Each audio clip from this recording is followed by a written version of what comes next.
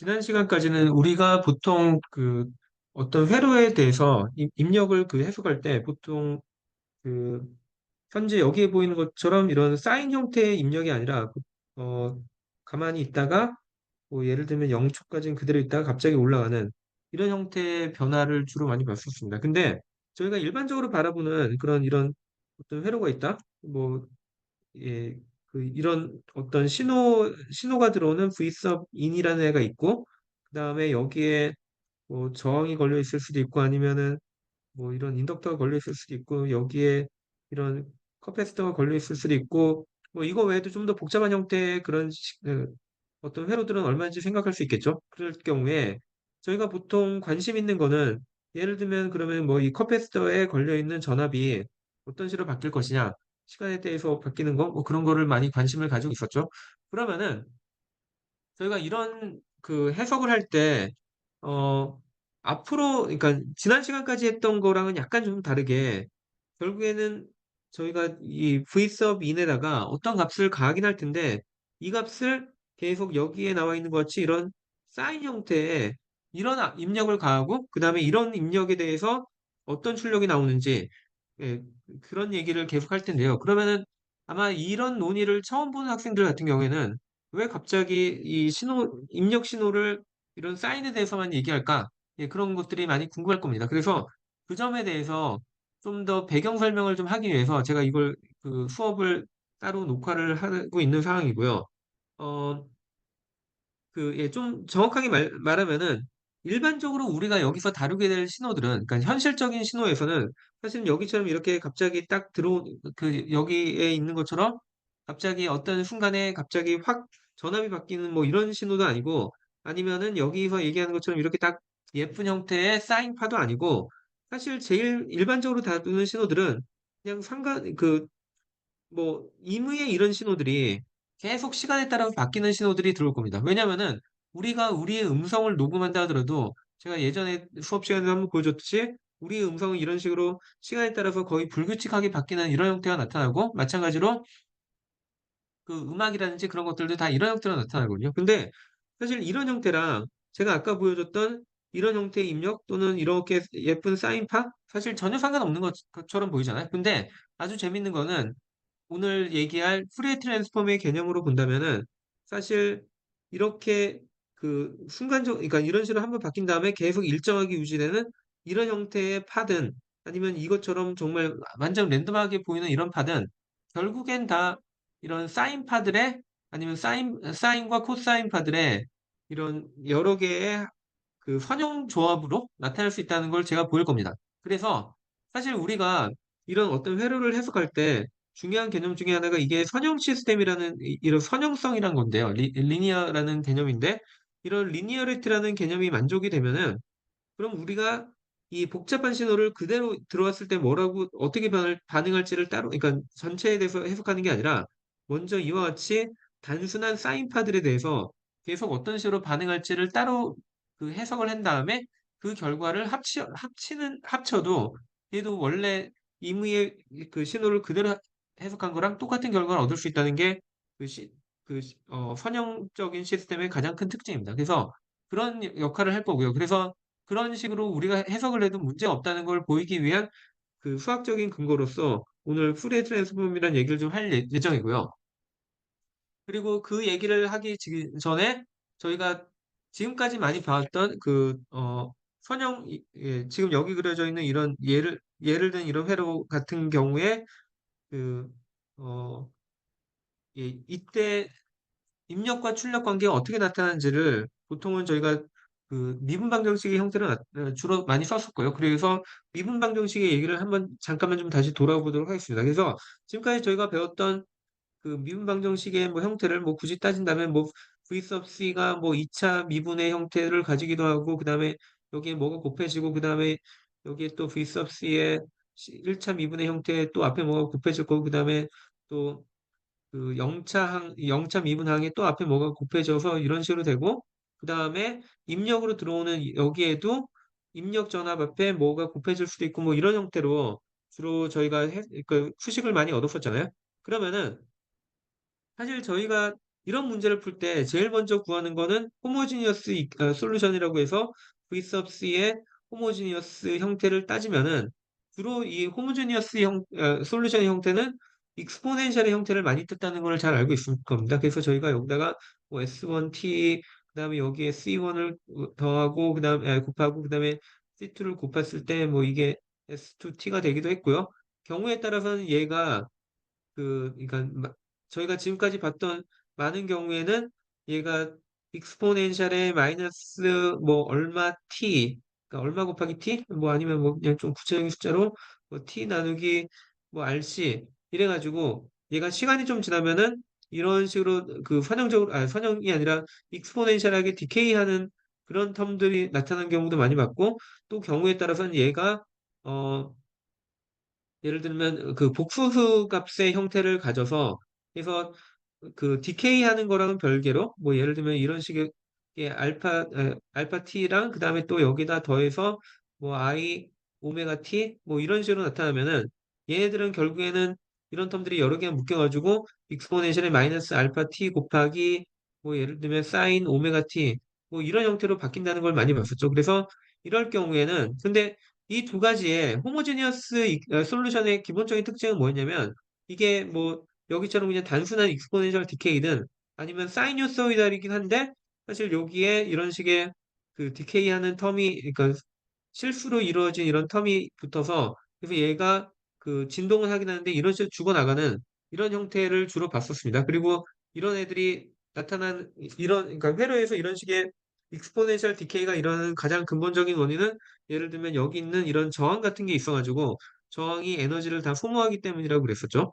예, 그래서 어, 이제는 약간 관점이 다른 게, 예, 물론 그 당시에도 그래서 이런 식으로 호모지너스 솔루션 따로 구하고, 그 다음에 파티큘러 솔루션을 따로 구하는데, 파티큘러 솔루션은 기본적으로 여기 입력의 형태가 무엇이냐에 잘 따라간다고 했죠. 그래서 우리가 만약 여기 보여준 것처럼 이런 코사인이나 사인에 관련된 이런 그 입력이 들어오면은 결국에 파티큘러 솔루션도 결국에는 얘도 그 코사인과 그 다음에 사인의 어떤 조합의 형태로 나타난다는 것을 잘 알고 있습니다. 그런데 이제 우리가 앞으로 할 어널리시스에서는 사실 입력으로 이렇게 사인파가 거의 어, 무한대의 시간으로 그러니까 아주 옛날부터 계속 이렇게 사인파가 들어왔고 그 다음에 앞으로도 계속 이런 사인파가 계속 그 끝없이 진행될 그런 문제를 주로 다룰 예정이고요. 그러다 보니까 솔루션에 원래는 호모지니어스 솔루션과 파티큘러 솔루션이 있지만 호모지니어스 솔루션은 기본적으로 다들 이렇게 어, 익스포넨셜 디케이를 할 거기 때문에 조금만 시간이 지나면 더 이상 얘네들은 저희의 관심에서 멀어질 예정이고요. 저희가 그래서 주로 관심 있는 거는 이 파티큘러 솔루션에 해당되는 부분만 주로 다룰 예정입니다. 그래서 약간의 앞으로의 관점이 달라진다는 건 좀 이해를 해야 될 것 같고요. 근데 이 파티큘러 솔루션을 다루고 이거는 다음 시간부터 주로 할 거고, 그 오늘은 여전히 임의의 이런 이상한 그 자분처럼 보이는 이런 신호가 들어왔다 하더라도 얘네들을 다 이렇게 깨끗한 그 사인파들의 예, 그 중첩으로 그러니까 선형조합으로 나타낼 수 있다는 얘기부터 예, 시작을 하도록 하겠습니다. 그리고 거기서 가장 핵심적인 아이디어가 푸리에 트랜스폼이라는 개념이기 때문에 그래서 푸리에 트랜스폼이 뭔지에 대해서도 예, 오늘 한번 살펴보도록 할 예정입니다. 자, 그래서 계속 얘기를 좀 진행해 보면 어, 일단 저희가 아까도 얘기했듯이 이 호모지니어스 솔루션을 제외하고는 기본적으로 이와 같은 사이누소이달 인풋이 들어오면은 그러면은 이와 같은 사이누소이달 아웃풋이 나온다는 거는 이제 뭐 다들 잘 예측이 가능하죠. 예, 그리고 어, 오늘 할 그 중요한 주제가 결국에는 뭐 후리에 트랜스폼이라고도 부를 수 있고 아니면은 후리에 시리즈라고도 부를 수 있는데 사실 이것도 약간 엄밀하게 정의를 하려면 좀 그 복잡한 뭐 이것저것 좀 따져야 될 게 있어가지고 지금은 그냥 간단하게 뭐 후리에 시리즈나 그러니까 후리에 트랜스폼을 크게 않고 얘기를 하겠습니다. 근데 정확하게 얘기하면 제가 앞으로 얘기할 많은 부분들은 그냥 후리에 시리즈에 좀 더 가깝다라고 생각하면 될 것 같습니다. 예, 그리고 저희가 프리 시리즈를 그 뭔가를 정의하고 논의를 하려면 제일 먼저 정의해야 되는 게 여기에 얘기한 그 주기라는 거고요. 뭐 주기라는 거는 뭐 지금까지 많이 봐왔듯이 그 한마디로 똑같은 신호가 다시 나타나는데 걸리는 이 시간을 저희가 주기 t라고 부를 거고요. 그 다음에 주기의 일반적인 역수가 주파수라는 거죠. 그래서 예, 이거는 뭐 그냥 일반적인 다 관계인데, 근데 저희가 또 이 수식을 전개하는 데 있어서 일반적으로 그냥 그 간단한 형태의 이런 프리퀀시를 쓰기보다는 보통은 앵귤러 프리퀀시라는 이 형태를 주로 많이 사용합니다. 그 이유는 딴 게 아니라 저희가 결국에 다루고자 하는 어떤 식의 형태가 여기와 같이 결국에는 그러니까 저희가 어떤 사인이라는 팔을 그러니까 설명을 하려면은 결국에 원하는 거는 주기가 t가 지난 다음에 예, 시간이 t만큼 지나면은 그 요 주기에 해당되는 주파수인 t분의 1하고 서로 곱해져 가지고 그래서 사인 값이 이제는 뭐 예를 들면 여기서 시작했을 때 다시 여기로 나타나는 그런 걸 원하거든요. 근데 사인이 이렇게 다시 원래 원점으로 돌아오려면 1만큼 그러니까 요거를 곱하면 그냥 1밖에 안 되는데 1만큼 지난다고 사인이 원래 자리로 돌아오는 게 아니라 2파이만큼 예, 뭐 라디안에 대해서 잘 안 그러니까 제대로 배울 기회가 없었던 학생들도 있을 것 같은데, 기본적으로 이 파이는 360도에 해당한다라고 보시면 됩니다. 그래서 파이는 180도, 예, 그리고 그냥 비례해서 뭐 2분의 파이는 90도, 뭐 그런 식으로 나타난다고 보면 되죠. 그래서 결국에는 이 파이라는 게 360도니까 저희가 사인 함수가 다시 원래 자기 값으로 돌아오려면 이 파이만, 그러니까 360도만큼 지나야지 된다는 걸 알기 때문에, 그래서 저희는 그 오히려 이 사인에 여기 들어가는 값은 그냥 그 주파수 곱하기 시간으로 쓰면은 사실은 이게 시간이 주기만큼 지나도 다시 원래 상태로 안 들어오거든요. 그래서 아예 이렇게 곱해진 그 전체 곱을 보통은 이 사인 안에 집어넣고요. 그러다 보니까 시간을 제외한 나머지 부분을 저희는 뭐라고 부르냐면 앵귤러 프리퀀시라고 부른다고 합니다. 그래서 앵귤러 프리퀀시의 노테이션은 주로 오메가를 많이 쓰고 그 다음에 대의 정의는 그냥 프리퀀시가 아니라 여기다 2파이를 곱한 예, 이렇게 씁니다. 예, 근데 또 거꾸로 저희가 그래서 주파수가 얼마냐 할 때는 보통은 앵귤러 프리퀀시의 값을 얘기를 하지 않고 보통은 다시 이 f 값을 얘기하기 때문에 그럴 경우에는 저희가 가지고 있는 오메가 있으면 2파이분의 오메가는 뭐 얼마다 뭐 그런 식으로 보통 표현을 그러니까 말로 할 때는 또 그렇게 많이 표현을 합니다. 그 다음에 그래서 여기에 한번 예를 보면은 지금 여기에 보여주는 이런 예제가 결국 저희가 뭐 주기가 얼마인지를 보려면은 결국 이 0초에서 1초 사이에 결국에는 한 번, 두 번, 세 번, 네 번, 다섯 번의 어, 진동을 했기 때문에 그래서 얘 같은 경우에는 주기는 0.2초가 될 거고요. 그래서 주파수는 그거의 역수인 5Hz가 된다고 보시면 되는데 이거의 앵귤러 프리퀀시를 물어볼 때는 그때는 여기다 2파이를 곱한 예, 그래서 뭐 31.4 라디안이라고 보통은 읽습니다. 예, 그 다음에 저희가 또 이제 어떤 임의의 이런 신호가 주어졌는데, 그러니까 예를 들면 요 좌측 하단에 주어진 이런 신호가 주어지면은, 그럼 이거 되게 그 아비트러리하게 주어지긴 하는데, 그럼 임의의 신호가 주어졌을 때, 이 임의의 신호는 일단 저희가 첫 번째로 분해를 할 수 있는 두 가지 큰 카테고리로 분해할 수 있는 게 하나는 이븐 펑션하고 하나는 아드 펑션이라는 걸로 분해를 할 수 있습니다. 이분 펑션이라고 하면은 그 결국에는 이런 어떤 저희가 어떤 그래프가 있을 때 이 그 시간이 0초를 중심으로 해서 그래프의 형태가 정확하게 대칭적인 뭐 예를 들면 뭐 이런 형태가 있다 그러면 얘도 이쪽에 똑같이 이거를 그 마치 거울로 이렇게 반사시킨 것 같은 이런 형태를 띠면은 이런 함수는 저희는 이분 펑션이라고 부르고요. 그다음에 예, 그러니까 뭐, 짝수와 홀수란 뜻이지만, 예, 그, 보통 여기서는 대칭적이냐, 아니면은 완전히 그 비대칭이라기보다는 반대칭이라고 보는 게 좀 더 나을 것 같은데, 그 다음에 아드 펑션이라고 하면 뭐를 얘기하냐면, 0초를 중심으로 예를 들어, 제가 신호가 뭐 이렇게 생긴 애가 있다. 그러면 얘를 정확하게 그 마이너스로 반대로 해서, 예, 뭐 제가 정확하게 그리기 어렵긴 하겠지만, 예, 이렇게 생긴 함수를 저희는 보통 add 펑션이라고 부르고요. 그다음에 그러면은 저희가 이제 할 수 있는 얘기는 뭐냐면은 임의의 함수는 항상 이분 펑션과 그다음에 add 펑션으로 나눌 수 있다. 예, 다르게 얘기하면 항상 원점을 중심으로 대칭인 함수와 그다음에 원점을 중심으로 완전히 반대로 대칭이 되는 예, 그런 예, 함수를 저희가 예, 합으로 나타낼 수 있고 그거는 아주 쉽게 증명이 되죠. 그냥 여기처럼 임의의 함수 g of t가 주어졌을 때 그거에 대한 예, 그거를 자기 자신과 거기에 마이너스 t를 대신 넣은 함수의 합의 평균을 구하면은 그럼 그 형태는 항상 이분 펑션이 되고요. 그에 비해서 이와 같이 마이너스를 하면은 항상 얘는 아드 펑션의 형태를 띠게 됩니다. 제가 이거를 왜 그러면 이분 펑션과 아드 펑션으로 구분을 하냐? 일단 여기 보면은 제가 임의의 어떤 함수를 그렸는데 이 함수가 일단은 여기서는 어떤 주기를 가진 함수라고는 좀 제한을 할게요. 그래야지 저희가 그 다음 논의를 할 수 있기 때문에. 그래서 예를 들면 여기처럼 한 0.5초를 기준으로 이렇게 주기를 가진 이런 임의의 형태가 계속 반복이 되는데 그럼 이 함수의 형태를 일단은 아까 얘기했던 것처럼 이렇게 여기다 마이너스를 넣은 함수랑 그다음에 원래 함수랑 더해가지고 그러면 이와 같은 이분 펑션의 형태가 나타날 수 있고요. 그다음에 이와 같이 그거에 더불어서 아드 펑션의 형태로 분해가 가능합니다. 그러면 이걸 두 개를 더하면 다시 왼쪽의 형태가 나오는 거고요. 예, 이렇게 임의의 펑션을 먼저 저희가 이분 파트랑 그 다음에 아웃 파트로 나누고 나면은 그 다음에 제가 주장할 수 있는 건 뭐냐면요.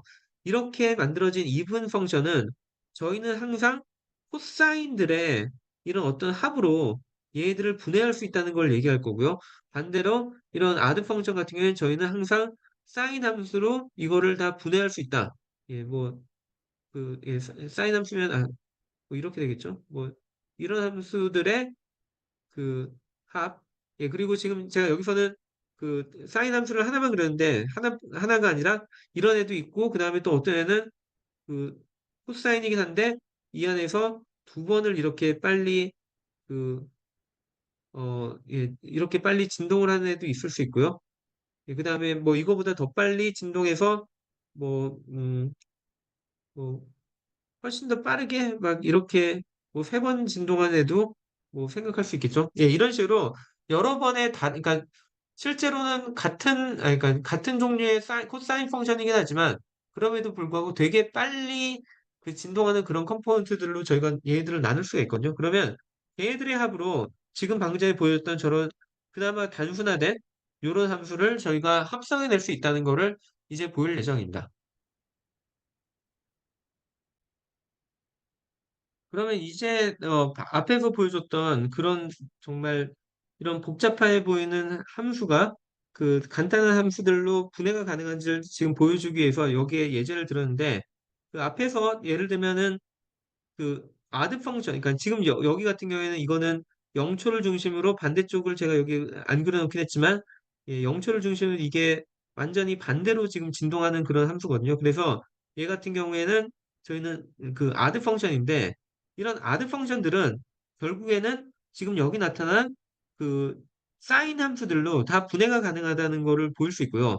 예, 그러면은 한번 그냥 예를 들어 보면은 일단 그 여기에 막 복잡한 함수처럼 보이긴 하지만 어쨌든 얘가 가지고 있는 가장 큰 주기는 0.5초라는 간격을 가지고 있죠. 그래서 이런 얘가 가진 가장 큰 주파수를 가진 여기 사인 함수를 제가 쭉 그려놨고요.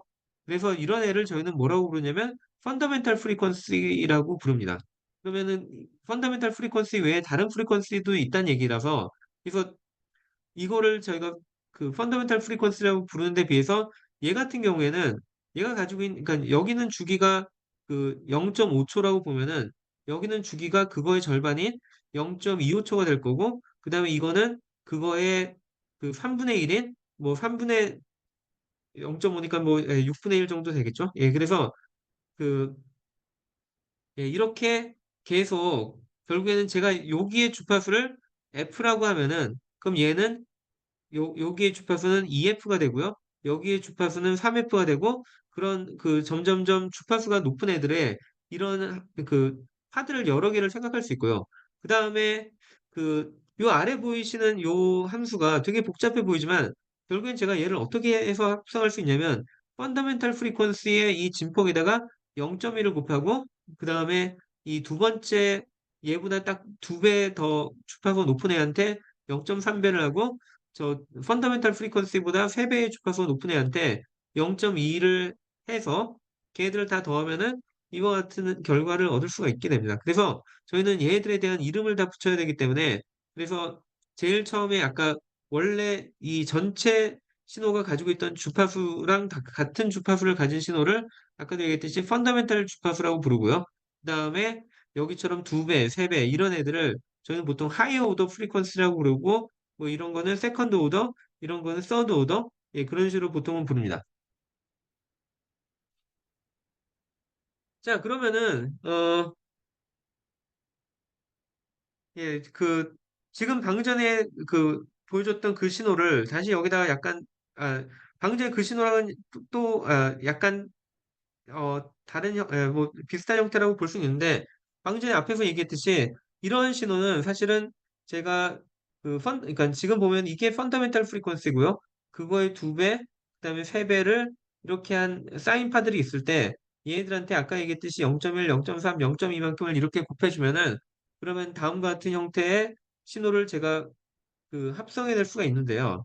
근데 만약에 제가 사인 2파이만을 따로 플롯을 해서 보이면은 지금 여기와 같이 주황색으로 제가 표시한 건데, 주황색 선은 저렇게 돼 있고, 그 다음에 얘보다 세컨드 오더, 예, 녹색으로 돼 있는 애고, 그 다음에 서드 오더가 지금 빨간색으로 표시된 이 사인파들인데, 얘들만 봐가지고는 지금 이게 합성이 됐는지 진짜, 이걸 합성해가지고 이 왼쪽에 이 형태가 나오는지 아직 좀 명확하지 않죠. 그래서 그걸 좀 단계로 다시 한번 나눠보면은 그러면은 앞에서 얘기했던 펀더멘탈 프리퀀시가 지금 여기에 파란색으로 나타나고요. 그 다음에 세컨드 오더 그, 어, 프리퀀시가 여기에 노란색으로 나타납니다. 그러면 요거 두 개를 이제 더해서 생각을 해보면 이 오른쪽과 같은 이런 형태가 나타난다고 하는데 이거는 좀 더 말이 돼 보이죠. 지금 얘가 요거 합치면 한 이 정도 형태가 될 것 같고 그다음 여기다가 제가 요 이제 서드 오더라고 하는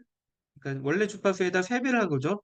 예, 그래서 이런 애를 여기에 보여준 이 정도의 진폭만 가지고 요 두 개랑 합쳐주면은 그러면은 이제 마지막에 이 우측 하단에 있는 이런 신호를 얻을 수 있다는 거가 좀 더 감이 올 것으로 보입니다. 자, 근데 지금 제가 방금 전에 했던 이 방식은 제가 약간 정성적으로 이러한 신호를 하려면은 어떻게 얘를 뭐 몇 배를 하고 그래서 더하고 그 다음에 이렇게 하고 이런 식으로 막 말로 했는데 사실 이거는 너무 비효율적이잖아요. 그래서 이거를 좀 더 시스테매틱하게 좀 쉽게 풀 수 있는 방법이 있을까 생각했을 때 그게 바로 그 예, 수학적인 구조라고 볼 수 있고요. 예를 들면 여기 페이지에 나와 있는 것 같이 그러니까 어떤 사람이 그러니까 뭐 예를 들면 저는 그러니까 처음에 뭐 이런 거를 알 수 있다고 가정을 하고 그러니까 아니면 뭐 어떤 사람이 처음에 이와 같은 함수를 설계를 하고 난 다음에 실제로 요거에 해당되는 요런 그 그러니까 이런 그래프를 먼저 만들고 난 다음에 그다음에 그 사람이 자기가 어떻게 이런 걸 만들었는지를 전혀 저한테 알려주지 않고 저보고 얘네가 앞으로 어떤 성분들에 대해서 합성을 해서 요 형태가 나올 건지 맞춰봐라 라고 질문을 할 수도 있잖아요. 그러니까 그런 경우를 받았을 때 그러면은 뭐 그걸 도대체 내가 어떻게 이걸 찾아낼 것이냐라고 어렵게 생각하지 말고 사실 수학적으로 생각하면 꽤 간단한 문제가 될 수도 있습니다. 먼저 여기서 봤을 때 이런 신호가 주기를 지금 얘가 일식을 가지고 있잖아요. 그러니까 요게 지금 0에서부터 1 사이에 주기를 가지고 그러니까 0에서부터 1에서 계속 반복적으로 바뀌고 있으니까 이럴 경우에 저희는 뭐라고 얘기할 수 있냐면 그러면은 그 주기는 1초라는 걸 알고 있고요. 그럴 경우에 거기에 해당되는 프리퀀시는 1분의 1이라는 걸 알 수 있고 그러면은 앵귤러 프리퀀시는 그 2파이 F니까 그냥 곱하기 1 하면은 그냥 2파이가 된다는 걸 알 수 있습니다. 그러면은 이 2파이라는 게 펀더멘탈 프리퀀시가 돼가지고 요 첫 번째 사인의 그 주파수가 되고요. 그 다음에 요 두 번째 사인의 주파수가 얘 두 배를 얘 이런 애가 되고 뭐 경우에 따라서는 여기에 뭐 3배, 4배, 5배 그런 컴포넌트들이 계속 남아있을 수도 있겠죠. 자, 그러면은 얘가 요런 형태가 될 거라는 건 저희가 예측할 수 있는데, 그 다음에 중요한 거는 그럼 요 앞에 붙는 0.1이라는 값을 어떻게 구할 것이냐. 이거 훨씬 더 어려운 문제가 아니냐라고 생각할 수 있지만, 여기에도 꽤 간단한 룰이 존재합니다. 무슨 얘기냐면, 예를 들면은 제가 두 개의 같은 주파수를 가진, 그러니까 오메가와 오메가를 가진 이런 두 개의 사인 함수를 서로 곱한 다음에 그 곱을 이렇게 원래 주기에 대해서 적분을 하고 그다음에 주기분의 2로 나눠주면은 그러면은 사인의 제곱 형태는 사실은 1-2 코사인 형태로 바뀔 수가 있고요. 이거는 그 사인 함수의 그 덧셈이라든지 곱셈에 대한 공식들을 저희가 보통은 그 여기 어펜딕스에도 나오고 그다음에 제가 그 연수 문제로도 예전에 시험이나 아니면 숙제로 제가 냈던 문제들을 아마 살펴보시면은 얘들을 다 쉽게 증명할 수 있다는 걸 다 알 수 있을 겁니다. 그래서 이 관계를 증명할 수 있고요. 그러니까 이렇게 쉽게 바뀔 수 있다는 걸 증명할 수 있고 그래서 여기를 그대로 적용을 해보면은 결국에 마지막에 그 이 적분된 함수에다가 t를 0과, 그러니까 t에다가 이 t를 넣어주고, 그 다음에 그거 빼기 0을 해봤자, 그러면 여기는 이 값은 t가 될 거고요. 그에 비해서 만약에 여기다 t를 넣고 여기다 0을 넣으면은 2 곱하기 오메가 t는 오메가 t 자체가 이게 2파이기 때문에 2파이의 그 정수배가 나타나서 사인은 무조건 0이 될 거고요. 마찬가지로 여기에 t가 0이니까도 사인은 0이니까 0이라서 이 두 번째 양은 그냥 완전히 0으로 그냥 나타납니다. 그래서 이럴 경우엔 t분의 t가 돼서 결국엔 1이 나옵니다. 그래서 지금 같은 사인을 곱하면은 그러면 얘는 1이 나오게 될 수는 있고요. 그에 비해서 만약에 이렇게 그 주파수가 그냥 오메가가 아니라 n 오메가와 m 오메가처럼 그 오메가의 정수배로 이루어진 그런 두 개의 사인 함수를 만약 곱해서 걔들을 똑같은 형태로 이렇게 적분을 해주면요. 그러면은 이 여기에 뭐 그러니까 이 그 사인 함수들의 곱에 의한 그 공식을 쭉 적용해 보면 다음 같은 형태가 나타나는데 만약에 요것도 그러니까 m과 n이 그러니까 n과 m이 서로 다른 값이라서 그 절대값의 크기가 달라서 그래서 얘도 0이 아니고 얘도 0이 아니면요. 그럼 오히려 코사인에 대한 적분은 사인이 나오는데 이 사인의 안에다가 저희가 적분하는 그 구간이 0에서부터 t까지이기 때문에 여기다 이거를 다 넣어보면은 그러면은 얘들은 결국엔 사인 0이 돼버리거든요. 그러니까 그 사인 0은 아닌데 그 결국에는 2파이의 정수배가 돼버려서 그래서 요 사인과 요 사인은 둘 다 0이 돼서 무조건 얘네들은 0이 돼야 됩니다. 그래서 다시 얘기하면 n과 m의 절대값의 크기가 서로 다르면은 그럴 경우에는 이 적분은 무조건 0이 됩니다. 그에 비해서 만약에 둘 중에 하나가 그러니까 n과 n이 같거나 아니면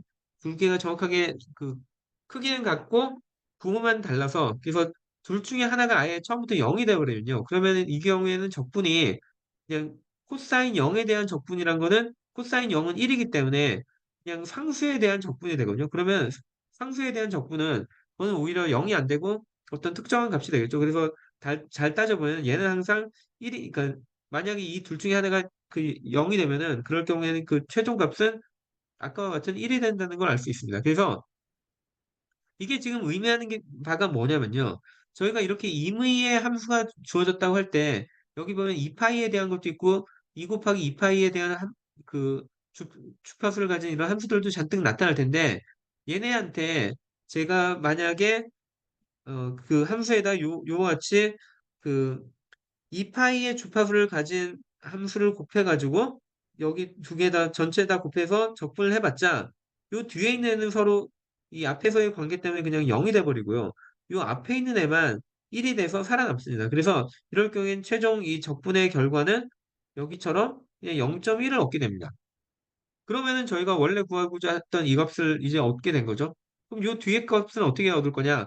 여기와 마찬가지로 이제는 요거의 주파수가 2 곱하기 2파이니까 이제 다시 여기다가 그 2 곱하기 2파이를 여기다 집어넣어가지고 그래프 다 계산을 해보면은 오히려 이제는 요 앞에 있는 애는 그 적분하면 0이 되고 이 뒤에 있는 애만 1로 살아남아서 그때는 0.3이라는 값을 최종 이 결과 그 마지막 값에 0.3을 얻게 됩니다. 그래서 저희가 이 값도 동시에 그러니까 그 순차적으로 다 찾아낼 수 있게 됩니다. 그래서 이렇게 저희가 항상 임의의 어떤 주기적인 함수가 어떤 신호가 들어온다 하더라도 얘들을 다 원칙적으로 다 그러니까 분해할 수 있어야 된다라는 게 푸리에 시리즈의 기본적인 개념입니다.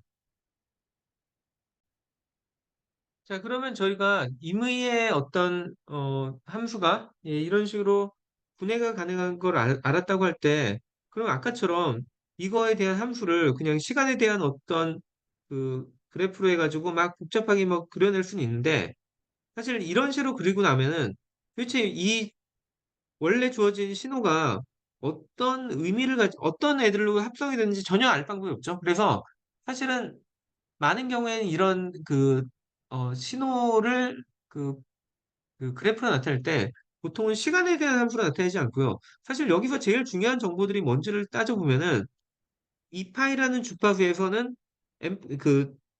진폭이 0.1이고, 그 다음에 2 곱하기 2파이라는 주파수에서는 진폭이 0.3이고, 그 다음에 이런 주파수에서는 진폭이 0.2였다.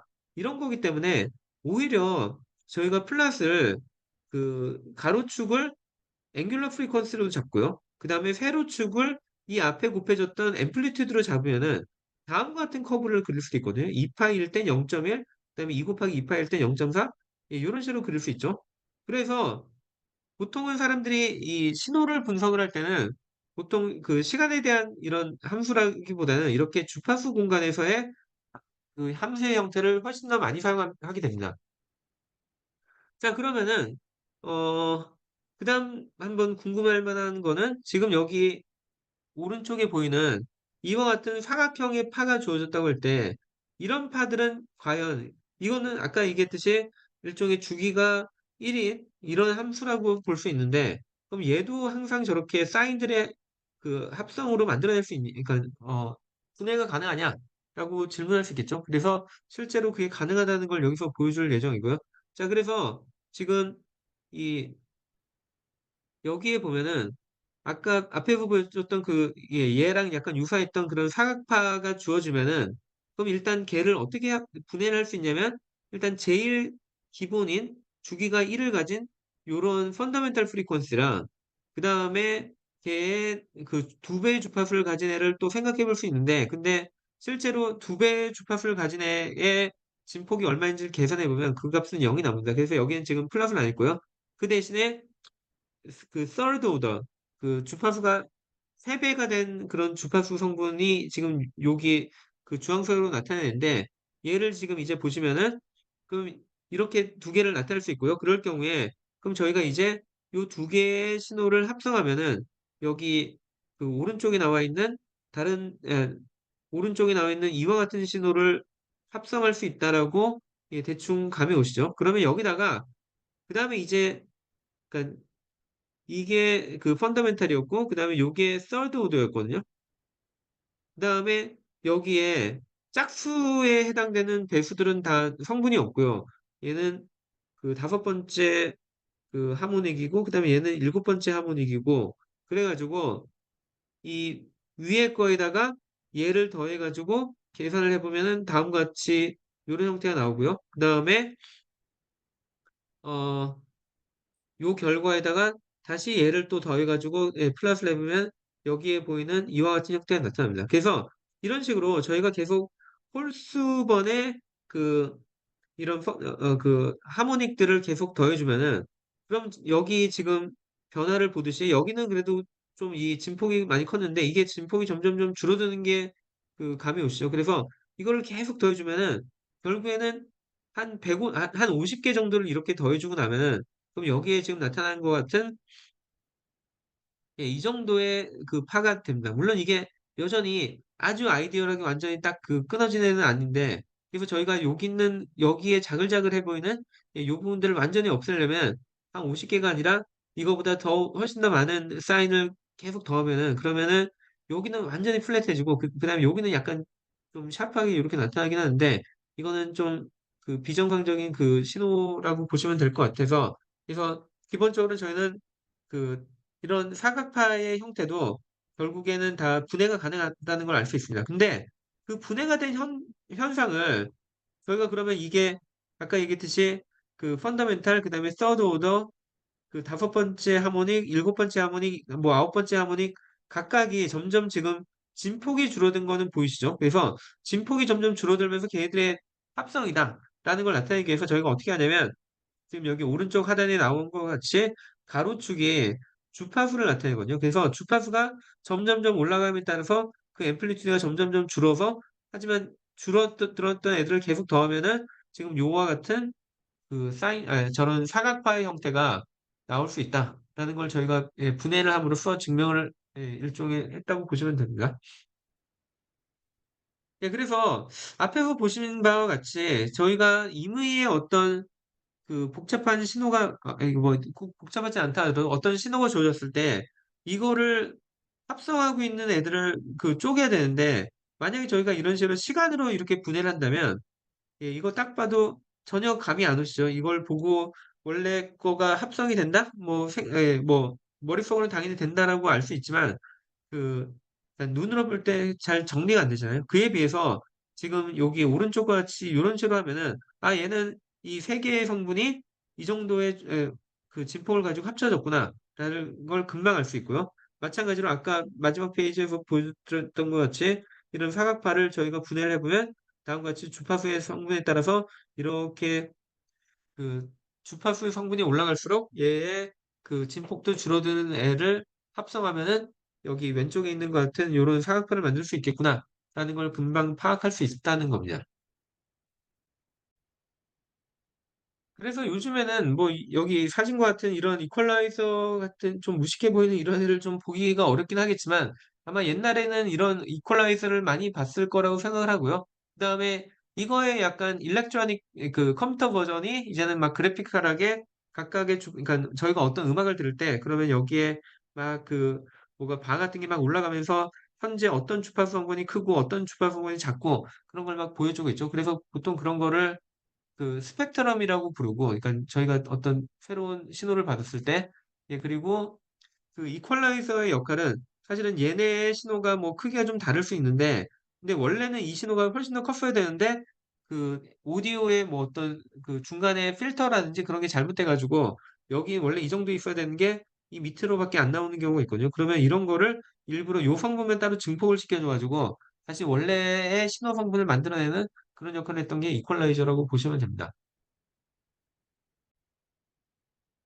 그리고 이미 그 푸리에 트랜스폼이나 푸리에 시리즈 같은 거를 예전에 뭐 수학 시간에 많이 배운 학생들은 약간 지금 제가 얘기하는 것들이 좀 헷갈릴 수 있는 게 방금 얘기한 게 그럼 푸리에 시리즈 아니면 푸리에 트랜스폼이냐 뭐 그렇게 얘기할 수 있는데 정확하게 얘기하면 저희는 제가 방금 전까지 얘기한 거는 어떤 특정한 주기를 가지고 계속 똑같은 형태가 반복되는 거였기 때문에 이거는 보통은 푸리에 시리즈라고 부르고 그리고 푸리에 시리즈 같은 경우는 이렇게 주파수별로 이렇게 디스크리트하게 떨어져서 신호가 나옵니다. 근데 푸리에 트랜스폼하고 그럼 푸리에 시리즈 간의 관계가 무엇이었는지 한번 생각을 해보면요. 예를 들면 제가 여기에 원래 주어졌던 신호의 그 주기를 요 정도가 아니라 요거 그러니까 원래는 한 이 정도였는데 이걸 한 두 배 정도로 늘려서 이렇게 더 긴 주기를 가지고 저희가 아까 했던 그런 그 주파수 분석을 해보면요. 다음과 같이 좀 멀리, 그러니까 어,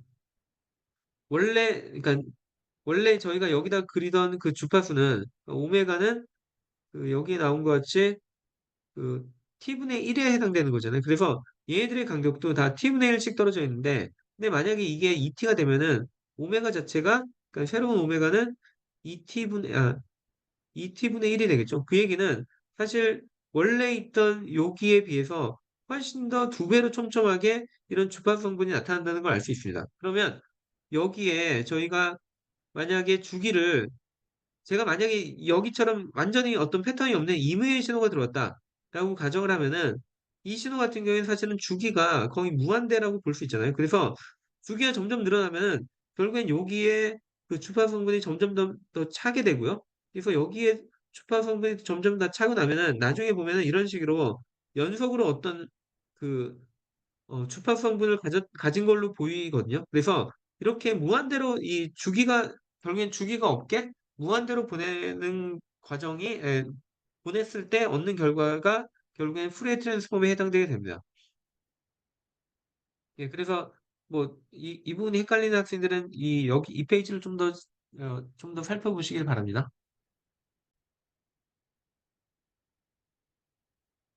예, 그러면은, 예, 지금까지 얘기했던 것들을 실제로 저희가 어, 그, 예, 정말로 그렇게 되는지를 좀 감을 가질 수 있게 하기 위해서, 예, 한번 실제 소리들을 가지고 한번 실습을 해보도록 하겠습니다. 그래서 일단, 예, 여기 있는 주피터 파일은 제가 ETL에 따로 공유할 예정이긴 한데요. 여기서 일단 해야 될 일이 그냥 기본적인 뭐 주변 환경 같은 걸 만들고, 그 다음에 저희가 기본적으로 주어진 신호가 있을 때, 그거를 여러 개의 그러니까 걔네들을 구성하는 주파수 성분으로 나누기 위해서는 그 푸리에 트랜스폼이란 걸 하면 되는데요. 근데 푸리에 트랜스폼을 해주기 위해서 그런 라이브러리가 다 이미 제공이 되고 있습니다. 그래서 여러분들이 이 넘파이만 설치하고, 예, 그러면 그 안에 있는 패스트 푸리에 트랜스폼이라는 거를 이용해서 저희가 예, 실습을 할 수가 있고요. 그 다음에 예, 화면에 뭐 플러스를 하기 위해서 뭐 매플랍립을 좀 사용할 예정이고, 그 다음에 별도의 그, 어, 예, 별도의 플랫하는 윈도우를 따로 하면 좋아서 저는 보통 이거를 따로 예, 사용하는 편이고요. 그 다음에 마지막으로 그러니까 컴퓨터에서 소리를 내기 위해서 필요한 라이브러리 중에 하나가 예, PY 오디오라서 예, 이것까지 임포트를 하겠습니다. 예, 그 다음에 실제 저희가 그러니까 제가 여기서는 여기 앞에서 잠깐 그러니까 잠깐 여기 디클러레이션을 해놨듯이 그냥 인터넷에 있는 어떤 음악들에서 그냥 아주 일부분만 떼서 얘네들의 그냥 특성을 좀 보여줄 예정이기 때문에 예, 그러니까 여기에서의 사운드는 제가 이미 약간 좀 샘플링을 좀 해놓은 상태고요. 예, 그거에 샘플링에 맞게끔 저희가 이 실행 소리를 플레이하기 위해서 예, 이렇게 별도의 몇 가지 좀 사전 함수들을 정의를 해놨습니다. 그 다음에 여기 있는 함수는 예, 이거는 그냥 저희가 플러스를 할 때 좀 우리가 보기 쉽게 하기 위해서 플러스를 하는 거고요. 그 다음에 이제 실제로 그림을 그리기 위한 예, 피규어를 하나, 그러니까 윈도우를 새로 열었고요. 그래서 여기에 새로 열린 윈도우를 예, 제가 좀 보기 편하게 좀 이렇게 잡아놓도록 하겠습니다. 예, 그러면 이와 같이 볼 수가 있고요. 어,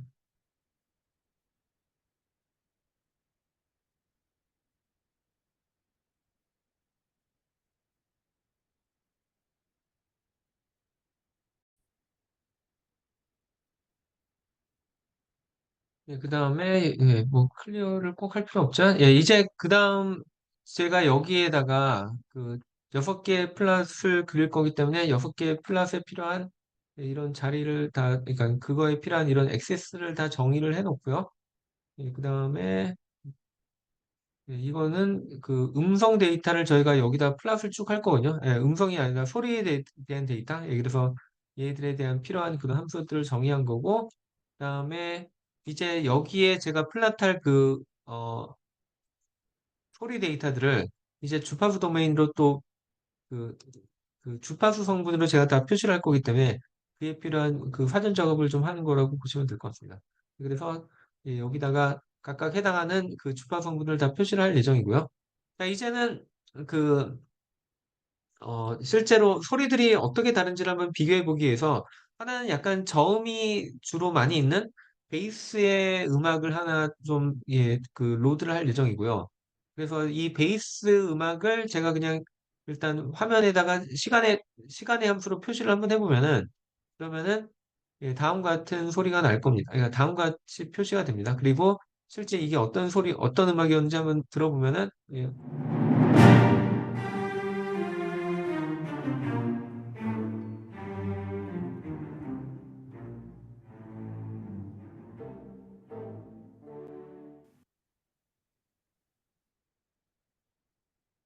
약간 좀 작은 것 같아서,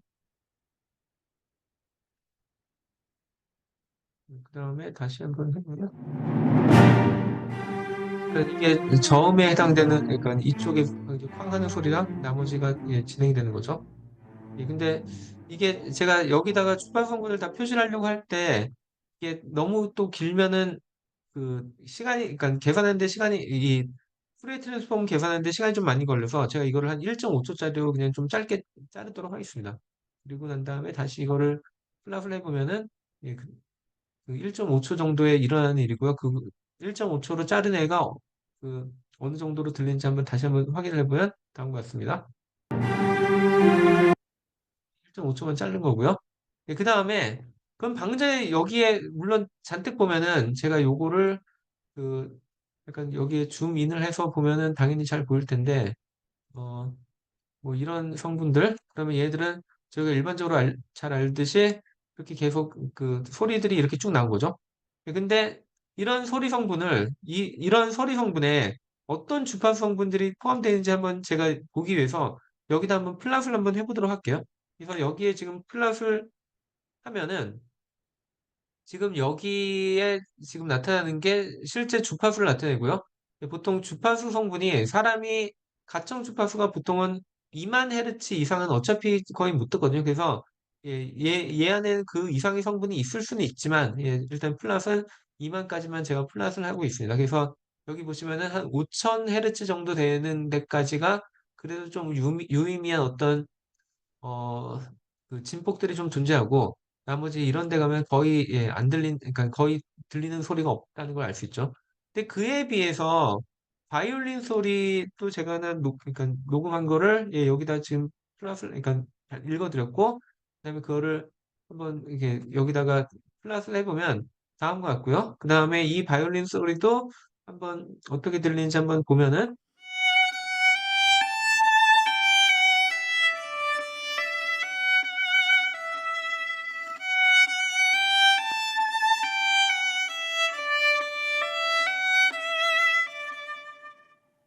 일단 들어봐도 그 베이스 소리에 비해서는 훨씬 더 높은 주파수 성분을 가진 소리라는 건 대충은 알 수 있죠. 그래서 이것도 한번 분석을 좀 쉽게 하기 위해서 제가 좀 1.5초 정도의 길이로 자른 다음에 다시 플랫을 하면 이렇게 돼 있고요. 실제로 이거를 다시 한번 1.5초만 자른 걸로 다시 들어보면은 다음과 같습니다. 예. 그다음에 그러면은 얘는 주파수 성분을 도대체 어떤 애를 가지고 있을 것이냐. 제가 뭐 여기에 뭐 줌인을 해가지고 대충 볼 수는 있겠지만 뭐 보면은 일단 확실히 얘랑 뭔가 파형이 다르죠. 근데 실제 그게 그 수치상으로 어떻게 나타나는지를 보려면 저희도 여기다 다시 이제 여기다 플랫을 할 예정이고요. 그래서 플랫을 해보면은 다음과 같이 나타납니다. 자, 그러면은 뭐 어쨌든 많은 주파수 성분들이 뭐 한 5천에서 만 이하로 대부분 깔려 있는 건 알겠는데 좀 더 자세히 보려고 하기 위해서 제가 이거에 그 보이는 영역을 약간 조정을 해보면요. 그래서 제가 최대 여기 표시되는 애는 그냥 그 만 헤르츠, 10kHz까지만 일단 표시가 되게 해놨고요. 그래도 보면은 저희가 보통 베이스 같은 경우에 그래도 저음이 되게 강하기 때문에 낮은 주파수 성분 위주로 이렇게 진폭이 나타난다는 걸 알 수 있고요. 그에 비해서 그 바이올린 같은 경우에는 사실 꽤 높은 고주파 성분들도 많이 있겠죠. 그래서 이런 식으로 이 고주파 성분들이 많이 살아있다는 거를 알 수 있습니다. 그러니까 뭐 특히나 뭐 2000Hz 이상의 베이스는 거의 없는데 비해서 바이올린은 사실은 2000Hz 근처가 제일 높은 성분을 가지고 있죠. 그리고 그러면 이제 다시 한번 두 개의 그 성분을 실제 여기다가 같이 한번 좀 플랫을 해볼 예정이긴 하고요. 그래서 지금 보면은 제가 요거를 일부러 그냥 다른 색깔로 두 개의 신호를 그냥 플랫을 한 겁니다. 그래서 실제 같은 타임 스케일로 보더라도 어, 그러니까 베이스는 되게 천천히 바뀌는 데 비해서 이 바이올린 같은 경우에는 되게 빨리 이렇게 막 진동을 하고 있다는 게 보이죠. 그래서 일단 이런 것도 확인이 가능하고요. 그다음에 여기에 뭐 이 정도 수준으로 이거를 이거를 다 해버리면 좀 보기가 어렵겠네요.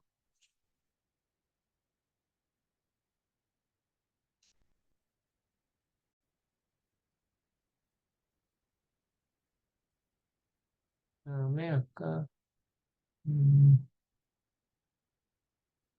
이제 다시 플러스 하는 게 나을 것 같아요.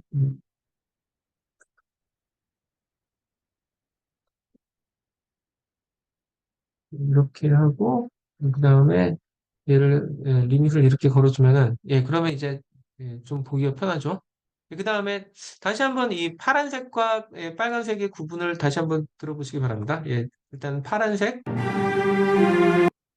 베이스 소리였고요. 이제 바이올린 빨간색, 확실히 서로의, 그러니까 그 주파수 성분? 꽤 다르죠.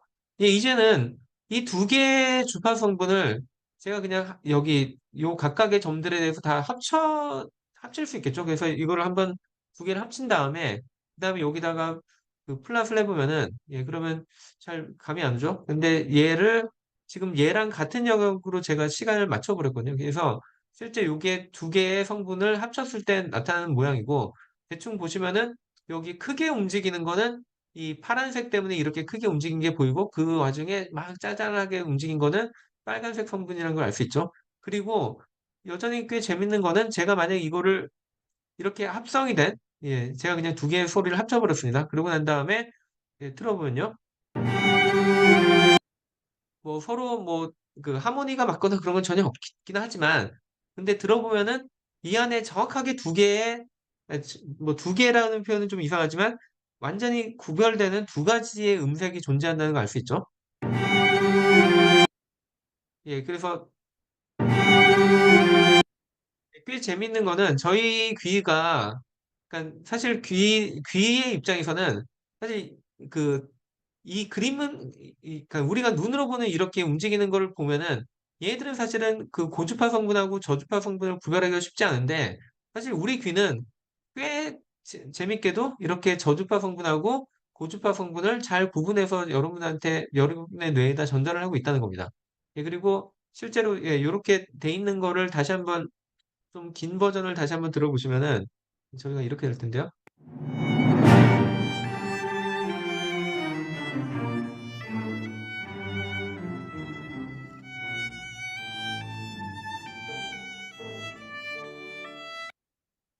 아까 얘기했듯이 이게 두 개가 뭐 그렇게 그 하모니가 있게 들리진 않겠지만, 그 여러분들의 귀가 정확하게 그 두 가지의 성분을 잘 구분해서 여러분들 뇌에다 전달하고 있다는 건 좀 느낌이 오실 겁니다.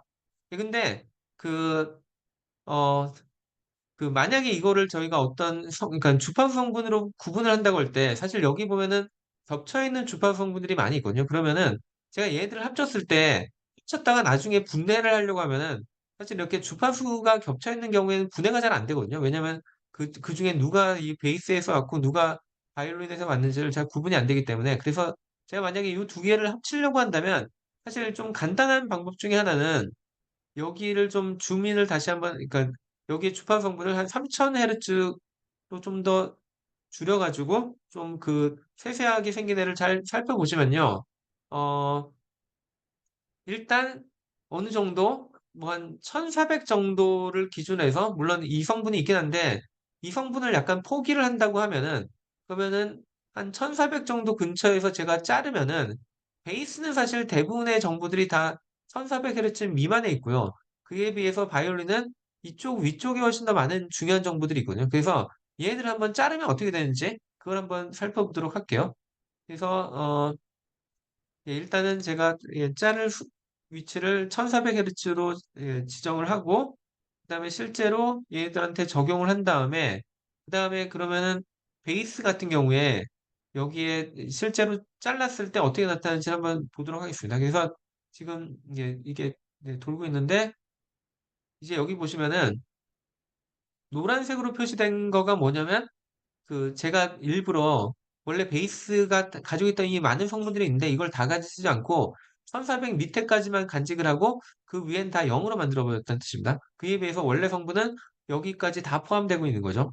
그래서 이럴 경우에 그러면 이 시간으로 나타내면은 그럼 어떻게 되는지를 한번 보기 위해서 제가 여기에다가 추가로 뭐 그 인버스 푸리에 트랜스폼이라는 걸 적용한 다음에 여기다 한번 플롯을 해볼게요. 그래서 이렇게 플롯을 하면은 지금 여기에 좀 지저분하게 해서 잘 안 보이시겠지만, 한번 이거를 제대로 들어가서 보면요. 그러면은 예, 이런 성분이 있는데, 자, 여기를 자세히 이제 보시면은, 자, 여기 보면은, 제가, 원래는 이게 파란색이 원래 신호인데, 그 중에서 높은 주파수, 그러니까 빠르게 변하는 주파수는 다 잘라버리고, 낮은 주파수 성분을 가지고 있거든요. 그랬더니 얘가 이런 식으로 천천히 바뀌는 모양은 그대로 유지가 되는데, 빨리 변하는 그런 성분들은 다 날아갔죠. 그러면 이게 음으로는 어떻게 들릴지 한번 생각해 봐야죠. 그래서 노란색을 한번 틀어보면요. 다음과 같습니다. 뭔가 원래 음이 남아있긴 한데 뭔가 좀 다르죠? 예, 다시 원래 음을 들어볼게요. 예, 이게 원래 음이었고, 그다음에 이게 그 잘리는, 그러니까 낮은 주파수로만 제한한 그 음입니다. 이게 그 예, 방금 전께 그 낮은 주파수 성분, 이 노란색 성분만 남은 거고, 그에 비해서 이 빠르게 변하는 성분까지 다 있는 게 이 소리죠. 예, 그래서 확실히 구분은 되는데, 근데 또 거꾸로 얘기하면은 중요한 결국엔 전체적인 음악은 변하진 않았죠. 예, 그래서 이거를 여기까지를 제가 이 베이스가 가지고 있는 중요한 정보라고 예를 들면 가정을 하고, 그에 비해서 바이올린 같은 경우에는 제가 일부러 1400 이상만 지금 자르려고 하거든요. 그러니까 남기려고 하거든요. 그래서 1400 미만은 잘라버리고, 예, 그러면은 제가 이제 자른 거를, 예, 자른 결과를 지금 보여줄 수 있을 거고요. 그러면 여기에 지금 이 사이안 색깔로 나타난 부분이 제가 새로 만들어낸, 그러니까 원래 있던 거에서 이 낮은 주파 성분을 다 잘라버린, 예, 그 나머지만 가지고 있는 거고, 이걸 이제 시간에 대해서 한번 플러스를 해보면요. 그러면은 플러스를 하면은 다음과 같이 나타나는데, 얘도 좀 제대로 보려고 하니까, 예, 제가 확대를 해볼게요. 여전히 너무 빨라서 잘 안 보이는데, 이렇게 하면은, 자, 이제 보면은 여기에 하늘색하고 이 빨간색이 약간 좀 차이가 나는 거를 알 수 있죠. 예, 그래서 그 빨간색은 되게 천천히 변하는 성분들이, 그러니까 성분까지도 같이 있기 때문에 이게 좀 더 위로 올라갔다가 밑으로 내려가는 게 이게 천천히 올라갔다가 내려왔다가 그런 부분들이 있거든요. 근데 그런 부분들을 다 파란색에만 잘라버려가지고 그래서 걔는 자기 혼자 막 이렇게 더 진동하는 것처럼 보이고요. 그럴 경우 그럼 얘네들의 음색이 어떻게 다른지 일단 잘린 거, 그 사이안 색깔로 예, 들어보면요. 예, 그리고 그 원래 음색, 예, 두 개가 그렇게 큰 차이는 안 나죠. 물론 약간 차이가 나긴 하는데 다시 한번 잘린 거, 그리고 원래, 예, 그래서 이런 식으로 저희가 그 주파수를 어떻게 자르느냐에 따라서 그 이게 실제로 약간씩의 음색의 차이를 만들어낼 수 있고요. 근데 여기서 제가 좀 더 나가서 얘기하고 싶은 건 뭐냐면 저희가 만약에 이런 신호 성분들을 동시에 그러니까 먼 곳에다 제가 전달을 하고 싶다고 생각을 하면은, 그러면은 지금 제가 얘 따로, 그러니까 얘를 일부러 1400Hz 미만으로 제한을 했고, 그 다음에 바이올린 소리는 1400 이상만 남겼기 때문에, 나중에 이 신호를 합성을 해가지고, 그래서 그거를 먼 곳에다 보낸 다음에, 그쪽에서는 그럼 다시 이거를 주파수 성분별로 자를 수가 있거든요. 그러면 주파수 성분별로 어떻게 자르냐?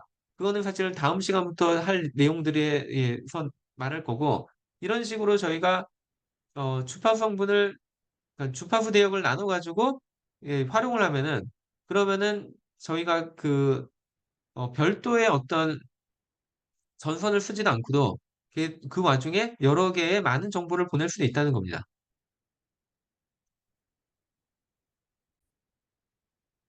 그래서 제가 궁극적으로 하고 싶은 것 중에 하나는요. 그 예를 들면은 여러 개의 주파수 성분이 있는데 원래는 걔들이 비슷한 주파수 대역을 가지고 있었는데 걔들 중에 하나를 좀 높은 주파수 대역으로 바꿔버리고, 그리고 원래 거는 그대로 놔둔 상태에서 걔들을 합쳐가지고 걔들을 일단 전송을 한 다음에 그 다음에 받은 곳에서 다시 낮은 주파수와 높은 주파수를 분리해서 그래서 각각의 주파수 성분에 있는 정보를 뽑아내는 거, 예, 그런 걸 한번 좀 해볼 예정이긴 하고요. 그리고 저희가 필요한 게 여기와 같이 주파수를 모듈레이션 시킨다는 개념이 좀 필요합니다. 무슨 얘기냐면 예를 들면 지금 여기 왼쪽에 있는, 그러니까 요 성분이 실제로 저희가 전달을 하고 싶은 어떤 정보라고 가정을 해볼게요.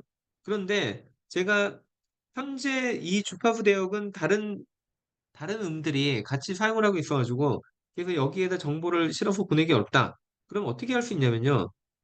그 지금 여기와 같이 그러니까 이 오메가가 제가 전달하고 싶은 신호인데 그거에다가 그냥 보내는 게 아니라 여기처럼 보통은 저희는 캐리어 프리퀀시라고 해가지고 그러니까 이거보다 뭐 훨씬 높은 주파수를 하나 그러니까 선택을 해가지고 이런 주파수를 가진 신호와 제가 보내고 싶은 신호를 서로 곱을 합니다. 이걸 같이 곱을 하면은 그럼 이렇게 원래는 그냥 사인이 낮은 주파수의 성분을 가지고 있던 애가 더 높은 주파수의 성분을 가진 그런 코사인 형태로 바뀌기도 하고 아니면은 그러니까 예, 이 얘와 얘의 상대적인 차이에 해당하는 이 정도의 주파수를 가지는 그런 성분으로 두 개로 쪼개지거든요. 그래서 이거를 주파수 도메인에서의 어떤 형태로 나타내 보면은 원래는 이런 신호가 이제 예, 여기와 여기에 두 개의 주파수 성분으로 쪼개지는데 얘네의 중심에는 원래 캐리어 프리퀀시라고 하는 애가 살아있다는 거. 그러니까 여기를 중심으로 이렇게 두 개로 쪼개진다는 겁니다. 그러면 뭐 예를 들면 이렇게 두 개의 주파수 성분을 가진 그런 신호가 있었다. 근데 얘하고 같이 곱을 했다. 그러면은 방금 전에 얘기한 거랑 약간 그 확장된 버전으로 이렇게 두 개의 성분들이 이, 어, 오메가 3라는 애를 중심으로, 그러니까 실제로 오메가 3라는 성분은 더 이상 나타나지 않고요. 대신에 이렇게 두 개의 성분들이 양쪽으로 쪼개져서, 그래서 실제 원래 가지고 있던 주파수 성분보다 다른 주파수 성분으로 옮겨가게 됩니다. 예, 그래서 그거를 전 여기서는 프리퀀시 쉬프트라고 불렀던 거고요. 이거를 실제로 저희가 그 신호 처리에서 적용하면 어떻게 되는지 한번 살펴보도록 하겠습니다. 그럼 아까 이어서 하던 얘기를 계속 해보면은, 자, 아까 저희가 일단은 여기 베이스의 신호가 있고, 그 다음에 베이스에 의한 그런 신호 성분들이 있고, 그 다음에, 바이올린에 의한 신호 성분들 뭐 이렇게 있는데, 일단은 제가 얘들을 그 베이스에 의한 신호를 뭐 지금은 약간 제가 그냥 보여주기 위해서 한 1400 정도에서 잘랐는데 그래도 뭐 한 5000 정도까지는 뭔가 중요한 정보가 있는 것 같으니까 그걸 살리고 마찬가지로 바이올린에 들어있는 정보도 한 5000까지는 중요한 정보가 있는 것 같으니까 걔를 살린 다음에 걔들을 그러니까 그 중에 베이스의 성분을 훨씬 더 높은 주파수 대역으로 옮겨가지고 그래서 그 전달을 하는 얘기를 한번 해보도록 하겠습니다. 그래서 그걸 위해서 일단은 제가 추가적인 작업을 좀 하려고 하고요. 예, 그래서 지금 여기 보시듯이 베이스는 한 5천에서 잘라서 위는 다 잘라버릴 거고, 그 다음에 마찬가지로 바이올린도 요 위를 잘라버리고, 요 밑에 있는 정보 위주로만 제가 합성을 할 예정이긴 한데요. 그래서 일단 자른 결과를 한번 살펴보시면은, 예, 그 결과가 이제 여기에 플러시 될 거고요.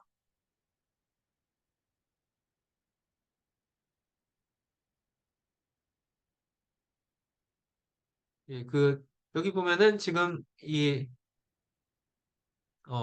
예, 바이올린 같은 경우에 여기까지 지금, 그러니까 여기 성분까지만 하고, 그 다음에 요 위에 있는 성분들은 다 자른 거를 지금 보여드리고 있고요. 그 다음에, 베이스는 요 밑에만 자를 거고요. 그 다음에, 예, 실제로 그러면 이 정도 성분만 자르면은 아까에 비해서는 어느 정도로 나타나는지 한번 살펴보시면은 사실 거의 원래 음하고 큰 차이가 없다는 걸 알 수 있을 겁니다. 예, 이게 지금 새로 잘린 애긴 한데, 여기를 한번 보시면은, 예, 원래 약간의 차이는 나죠. 그러니까 빨간 애가 원래 신호고 그 다음에 파란 애가 지금 나중에 전송할 건데 약간의 왜곡은 있지만 예, 이 정도는 그냥 꽤 참을만 할 거고 그 다음에 이거의 음악을 들어보면은 이게 잘린 거고요. 예, 약간의 차이는 있지만 뭐 큰 차이는 없는 걸 알 수 있죠. 예, 그 다음에 아까 얘기했듯이 더블 베이스 같은 경우도 한 5천까지만 남기고 그 위는 다 자르는 경우를 한번 보도록 할게요. 그래서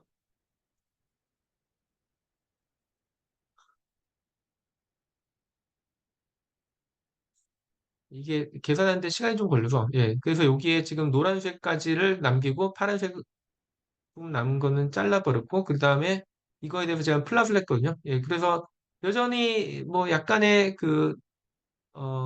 왜곡은 좀 남아있긴 한데, 예, 그래도 꽤 많은 부분이 살았다는 거를 알 수 있습니다. 예, 그래서 이게 예, 이게 플랫이 좀 늦게 됐네요. 네. 그래서 여기 보면은, 예, 이 정도 위에 자른 거는 거의 큰 영향을 못 줬다는 걸 보이시죠? 예, 예, 거의 그대로 살았다는 걸 볼 수 있습니다. 그래서 다시 한번 잘린 소리를 들어보면은, 예, 이게 잘린 소리고, 원래 소리가, 예, 뭐 별 큰 차이를 못 느끼긴 하겠죠? 예, 그 다음에 제가 하고 싶은 거는, 그래서 이걸 5천까지 잘랐는데, 이거를 만 이상까지 옮기고 싶은 거거든요. 그러니까 만 헤르츠 이상으로. 예, 그래서 그걸 하기 위해서 좀 추가적인 작업을 여기서 예, 정의를 하고 있고요. 그다음에 그 주파수 성분으로만 제가 한다면, 어, 아까 두 개의 그 성분을 곱하는 걸 얘기했기 때문에, 이제는 그걸 어떻게 곱할지를 한번 얘기를 해보도록 하겠습니다. 그래서 이거를 새로운 플러스로 제가 여기다 그릴 거고요. 그냥 약간 유사하게 이렇게 여러 개의 플랫을 그릴 예정이고, 그다음에 아까 보여줬던 그 베이스 신호를 여기다 그냥 예, 보여주는 거랑, 예, 그다음에 프리퀀시, 그러니까 베이스 아까 잘리네, 예, 걔의 성분을 여기다 지금 그 플랫을 할 거고요. 예, 그래서 일단 요게 2만까지의 그것 중에 한 5천까지만 제가 남기고 나머지는 자른 거죠. 그다음에 여기다가 그 아까 제가 캐리어 프리퀀시라고 하는 한 만 헤르츠짜리의 신호를 이제 곱할 건데, 얘를 아직 곱하지 않은 상태거든요. 그래서 얘가 이렇게 되게 빠르게 막 변하는 게 보이실 거고, 그러니까 이건 시간에 대한 그 성분이고, 이제 여기에 주파 성분으로 그려본다면, 주파 성분으로 따진다면은 얘는 그 되게 그 주파수가 딱 하나의 주파수 성분만 가진 되게 샤프한 이렇게 생긴 그 신호로 나타납니다. 그리고 이게 얼마나 샤프한지를 한번 비교해 보려고 제가 수직축을 좀, 예, 다시 확대를 해보면, 아까 그러니까 수직의 이 제가 범위를 제가 재조정을 한 거군요. 그래서 얘는 이 성분만 가지고 아주 높은 그 진폭을 가지고 있고요. 그에 비해서 아까 원래 저희가 그 전송하려던 베이스 신호 같은 경우에는 가지고 있는 그 진폭이 되게 작다는 걸 알 수 있죠. 예, 그래서 이런 두 개의 값을 이제 곱할 예정이긴 하고요. 예, 그다음에 여기에 앰플리튜드는 다시 제가 그 축의 범위를 좀 작게 조정을 하도록 하겠습니다. 그래서 이제 이 상황에서 저희가 두 개의 신호를 이제 곱할 예정이긴 하고요. 그래서 곱한 다음에 얘가 어떤 형태로 나타나는지를 한번 그 플랫을 해보면은 지금 요 아래에 나타나는 형태가 되는데요. 예를 들면은 지금 요런 신호와 그다음에 여기 엄청나게 빠른 신호를 서로 곱하면은 다음과 같이 앰플리튜드가, 그러니까 원래 녹색의 게 이 파란색의 이 최대값으로 그냥 제한이 돼서 결국엔 이와 같은 형태의 예, 신호가 나타나게 됩니다. 그래서 이런 거를 그 모듈레이션 된 신호라고 얘기를 하고, 그다음에 이렇게 모듈레이션 된 신호가 주파수 도메인에서 어떻게 나타나는지 한번 플랫을 해보면요.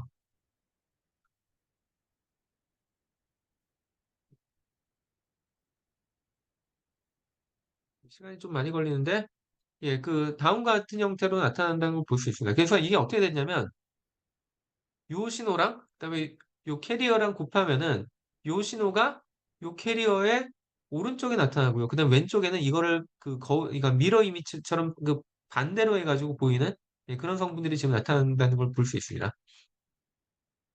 예, 그다음에 바이올린 같은 경우도 약간 비슷한 처리를 하려고 해서, 바이올린도 그 다시 현재 신호를, 그러니까 주파 성분을 제가 여기다 그려보고 있고요. 그래서 이럴 경우에는 제가 베이스 성분을 이 정도 주파수로, 높은 주파수로 옮겨놨기 때문에 이 베이스 성분과 그 다음에 바이올린 성분을 같이 합성해서 같이 더해서 전송을 해도 나중에는 이게 주파수만 가지고 딱 자를 수가 있거든요. 예, 그래서 예, 네, 같이 보낼 수가 있게 되고, 그 다음에 어,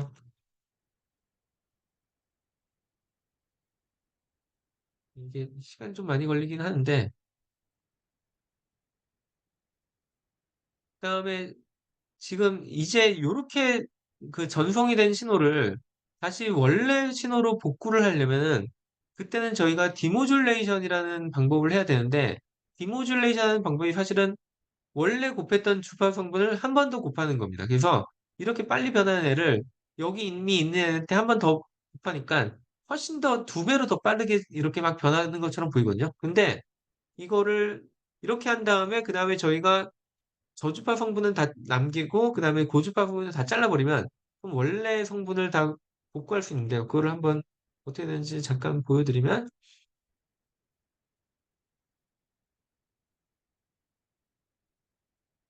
예, 그 지금 여기에 막 빠르게 움직이고 있는 애가 결국에는 제가 그 여기 있는 애한테 요거를 한 번 더 곱한 거거든요. 그랬더니 이제 얘가 다시 이쪽에 그 반사돼서 나타나는 거를 예, 볼 수 있습니다. 그래서 원래 가지고 있던 성분하고 이렇게 새롭게 나타난 성분이 이렇게 동시에 그 예, 그리고 사실 또 다른 성분이 저 반대쪽에 안 보이는 쪽에 지금 또 가 있기 때문에 거기는 저희가 고주파를 다 잘라버리는 그런 필터를 사용하면 그럼 이런 성분만 그냥 딱 남길 수도 있습니다. 예, 지금 예, 여기에 아까 얘기했듯이 고주파 성분이 여기 한 번 더 가 있고 그래서 여기 보면 막 빠르게 바뀌는 건 요거고 그다음에 여기에 아주 천천하게 바뀌고 있는 성분이 바로 요 성분에 의한 거를 예, 알 수 있습니다. 그래서 이런 개념을 좀 더 확장을 하면은 제가 방금 얘기한 건 이거는 다 아날로그 신호를 동시에 여러 개 보내는 얘기를 한 거였는데요. 어, 이거에 대해서 약간 이론적인 얘기를 좀만 해보면요. 요즘에는 아마 음악을 들을 때 라디오를 얼마나 듣는지는 모르겠는데, 그러니까 뭐 꼭 라디오뿐만 아니라 거의 모든 통신, 그러니까 무선 통신의 기본은 이와 같은 그 모듈레이션, 그러니까 어떤 주파수 대역을 정하고 그다음에 거기를 통해서 모듈레이션을 전달하는 개념이긴 한데 이게 무슨 얘기냐면 여러분들이 그 AM 라디오나 아니면 FM 라디오나 뭐 그런 걸 듣다 보면은 그럼 그 성분들이 사실은 거기서 사용하는 주파수 성분들을 보시면은 10의 6승 뭐 100만 정도에 되는 그 정도의 주파수 성분이거든요. 근데 사람은 당연히 100만 그 100마일츠 정도의 소리는 전혀 못 듣고 보통 일반적인 사람이 들을 수 있는 최대 주파수가 한 20km? 그러니까 2만 헤르츠 정도라고 보시면 되거든요. 근데 여기를 통해서 들어온 신호들이 어떻게 다 우리가 다 들을 수 있냐? 그리고 사람들이 말하는 이거 사람이 들을 수 있는 신호들은 이거보다 훨씬 낮은데 어떻게 저렇게 높은 주파수를 통해서 전달할 수 있냐? 그거의 비밀이 앞에서 바로 보여줬던 모듈레이션과 디모듈레이션에 숨어 있다는 겁니다. 그래서 앞에서 얘기했듯이 원래 여기 있는 것처럼 파란색에 되게 천천히 바뀌는 신호가 있는데 이런 신호에다가 이렇게 되게 빨리 변하는 이 캐리어 주파수라는 애를 같이 곱해버리면 그럼 요 아래에 있는 것 같은 이런 식의 그 성분이 나타나고 이런 식의 신호가 만들어지고요. 이런 신호를 저희가 실제 그 주파수 도메인으로 친다면은 그려본다면 이렇게 높은 주파수 성분을 가진 사람이 들을 수도 없는 주파수 성분을 가진 그런 신호처럼 보이게 됩니다. 그래서 저희가 이렇게 예, 라디오 스테이션들이 각각 다른 주파수 대역을 가지고 그쪽으로 그 전달하고 싶은 그런 소리들을 다 전달을 하고요. 그러면 그 사람들이 그거를 받았을 때 여러분들이 가지고 있는 라디오가 그거를 다시 사람이 들을 수 있는 주파수 대역으로 해석을 해줘야 되잖아요. 그걸 해주는 게 뭐냐면 아까 얘기했듯이 이와 같은 주파수 성분을 아니면은 예, 여기처럼 이렇게 막 빨리 변하는 애를 다시 여기다 한 번 더 곱하는 겁니다. 그러면은 지금 요 부분을 확대한 게 요 부분이라고 보시면 되는데 여기서의 주파수보다 여기서의 주파수가 사실은 더 빠른 거죠. 왜냐면 훨씬 더 넓은 간격, 훨씬 더 넓게 제가 이걸 플랫을 했는데도 그 비슷한 그 주기를 가지고 이게 움직이고 다는 거는 사실은 이거를 얘랑 똑같은 시간으로 그 컴프레스 하면 훨씬 더 빨리 여기보다 훨씬 더 빨리 진동하고 있다는 거군요. 그래서 이렇게 빨리 진동하는 신호를 다시 해석을 해보면 사실은 이렇게 되게 높은 주파수 성분과 우리가 일반적으로 들을 수 있는 가청 주파수 대역에 신호가 같이 있는 걸로 보면 되고요. 그 다음에 이럴 경우에 제가 필터를 요기를 해서 위에 있는 성분을 다 날려버리고 밑에 있는 성분만 간직을 하면은 그러면 그 성분은 여기처럼 이렇게 되게 천천히 바뀌는 이런 신호로 다시 나타나게 됩니다. 그게 여러분들이 라디오 같은 걸 들을 때 다 가청 주파수로 다 들을 수 있는 원리라고 생각하시면 되고요. 그래서 실제로 라디오 스테이션들이 이렇게 복잡하게 많은 대역, 그러니까 되게 높은 주파수 대역을 사용하고 있는데 결국에 각각이 가지고 있는 게 자기네 라디오 그 주파수 대역의 중심 주파수를 이렇게 표시를 하고 그 중심 주파수 근처에 신호만 골라서 그래서 그걸 다시 디모듈레이션 하면은 여러분들이 들을 수 있는 그런 신호를 얻을 수 있다는 겁니다. 자, 근데 요즘엔 더 이상, 뭐 더 이상은 아니고 여전히 그 저런 아날로그 모듈레이션을 통해서 계속 라디오 방송을 하고 있지만 그거랑 비교해서 디지털 모듈레이션은 훨씬 더 효율적이라고 볼 수 있거든요. 여러분들이 사실 그 뭐 와이파이를 쓰거나 아니면은 스마트폰에 그런 인터넷 같은 거 쓸 때 결국엔 다 무선 통신으로 하는데 그런 무선 통신들은 더 이상 저렇게 아날로그 신호로 보내지 않고 다 디지털 신호를 보내고 있거든요. 그래서 디지털 같은 경우에 어떻게 모듈레이션이 되는지 한번 좀 간단하게 좀 살펴보려고 예, 지금 여기에 이런 슬라이드를 좀 추가로 준비를 했고요. 그래서 이것도 잠깐 그 실제 신호를 보면서 한번 예, 얘기를 한 다음에 그다음에 다시 돌아오는 게 나을 것 같습니다. 예, 그래서 여기에 한번 주파수 성분을 다시 한번 보면요. 예, 지금 여기에 그 제가 새로 그 플러스를 할 예정인데, 지금 여기서의 가정은 그냥 그냥 랜덤하게 그 어떤 디지털 신호가 있다라고 가정을 좀 하겠습니다. 그래서 그게 디지털 신호가 어떻게 바뀌는지를 한번 플러스를 해보면요. 다음과 같이, 어, 예, 뭐 너무 촘촘해서 잘 안 보일 수 있는데, 뭐 이런 식으로 디지털로 0 또는 1, 1, 뭐 0, 1, 뭐 0, 0, 0, 뭐 0, 1, 1, 뭐 이런 식으로 지금 신호가 가고 있다라고 가정을 할게요. 근데 이런 식으로 제가 신호를 바꾸면은 이런 거는 무선으로 그러니까 주파수 대역이 너무 낮아가지고 전송이 잘 안 돼, 물론 안 되진 않고, 예, 뭐 되긴 하는데 보통 이렇게 낮은 주파수 대역에는 그 노이즈도 되게 많기 때문에 잘 이게 그 제대로 된 전송이 안 될 가능성이 좀 있고요. 그래서 저희는 이거를 보통 어떻게 하냐면 그 높은 주파수의 성분으로 곱해가지고 모듈레이션 시킵니다. 그래서 그거를 한번 보면요.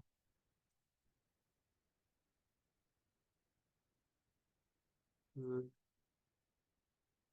예, 지금 제가 방금 전에 여기에 그렸던 그 이 신호는 지금 제가 그거를 그 주파수 대역으로 굳이 따로 나눈다면은 한 그 주파수, 그러니까 프레이 트랜스포를 적용해가지고 주파수 성분이 어떤 주파수 성분이 있는지를 쭉 한번 나열을 해봤는데요. 이거에 지금 주파수 성분을 잘 보시면은 이게 한 100Hz까지 여기서 한번 끊어지고, 그 다음에 200Hz, 300Hz, 400Hz 해서 이런 식으로 약간 덩어리처럼 돼 있는 게 보일 텐데, 이 이유가 뭐냐면은 여기에 지금 주파수가 한 비트가 한 번씩 바뀔 때마다 여기에 지금 들어가는 시간이 그 0.01초, 그러니까 100분의 1초씩이거든요. 그래서 100분의 1초의 역수가 결국에는 100이기 때문에 그래서 여기에 100Hz 정도의 중요한 주파수 성분이 있고 그 다음에 다시 얘가 일종의 약간 반복이 되는 형태로 그래서 여기에 쭉 나타나고 있습니다. 그래서 저희가 이거를 사실 모든 주파수 성분을 다 보내면은 뭐 제일 아이디어라긴 한데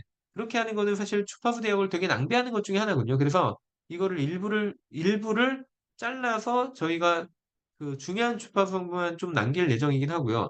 그래서 지금 여기에 예, 주파수 성분을 일단 여기 그 뭐 100Hz까지만 먼저 잘랐을 때 예, 그 신호를 예, 여기에 일단 보여드리고 그럼 이거를 다시 여기다가 그 시간으로 플러스를 한번 해보면요. 그러면 그 다음 같은 형태로 나타난다는 걸 알 수 있습니다. 이걸 좀 보기 쉽게 다시 재정리를 해보면은 어,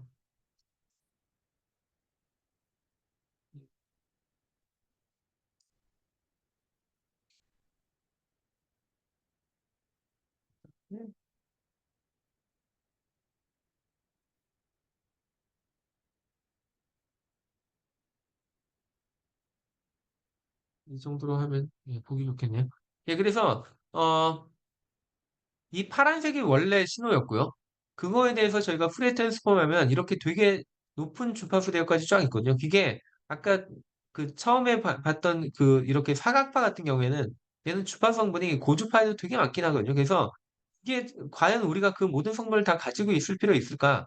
왜냐면 지금 여기만 보더라도 여기 안에 충분히 저희가 원하는 대충의 파형은 다 남아 있잖아요. 그러니까 얘가 0보다 커야 되고, 그러니까 얘가 플러스여야 되고, 아니, 얘가 뭐 그 하이여야 되고, 여기는 로우여야 되고, 여기는 하이여야 되고, 여기는 로우여야 되고, 예, 그런 것들이 명확하게 구별이 되죠. 그래서 사실 여기 그 100Hz까지만 잘라도 충분히 대부분의 정보는 전달이 되고요.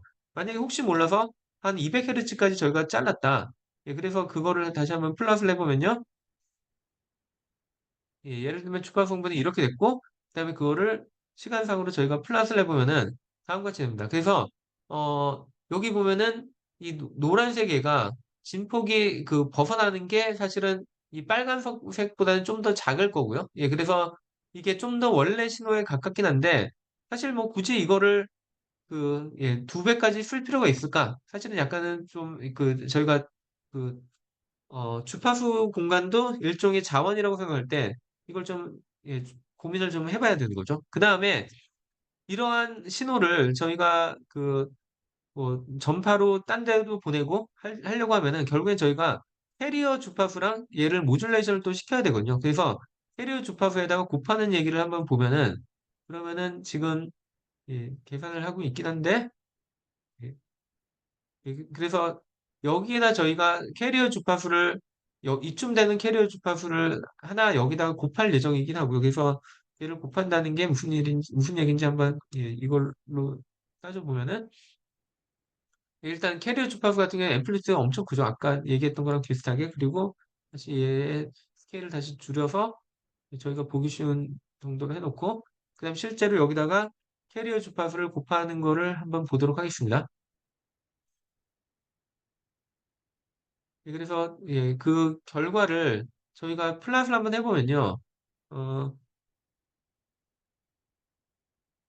지금 제가 한 게 뭐냐면은 그 여기 빨간색에다가 이렇게 빠르게 변하는 예, 사실은 요 성분이죠. 요 주파수 성분을 여기다 같이 곱했더니 했더니 이게 그 이 빨간 선의 빨간 그래프의 이 울퉁불퉁한 모양을 그대로 반영해서 이렇게 나타내고 있다는 걸 보실 수 있습니다. 예, 그 다음에 얘가 그럼 어떤 식의 주파수 성분을 가지는지 한번 살펴보면요. 그래서 여기다 한번 플러스를 해보면은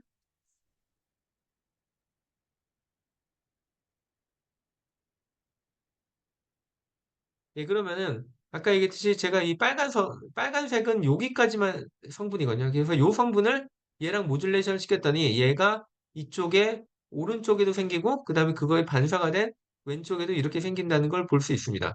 예, 그다음에 이 신호를 다시 제가 원래 신호, 이 빨간색 신호로 다시 복구를 하고 싶으면은 다시 요만큼의 성분을 여기다 곱하면 되거든요. 그래서 그거를 만약 곱할 때 어떻게 나타나는지를 한번 예, 저희가 플러스를 또 해보면은 예, 그러면은 그 지금 여기에 있는 애들은 그 잘 안 보일 텐데 이거를 실행을 시켜보면은 예, 그러면은 그러니까 지금 여기 있는 신호와 여기 있는 신호가 사실 같은 시간을 보여주고 있는데 얘보다 지금 이게 2배로 빠르게 진동을 하고 있거든요. 그래서 지금 이게 그 디테일이 거의 안 보이는 것처럼 예, 느껴질 텐데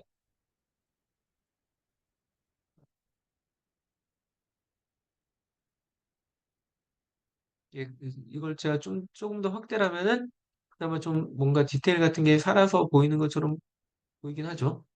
그래서 예, 요거보다 얘가 2배로 더 빠르게 지금 진동을 하고 있다고 이해를 하시면 되고요. 그 다음에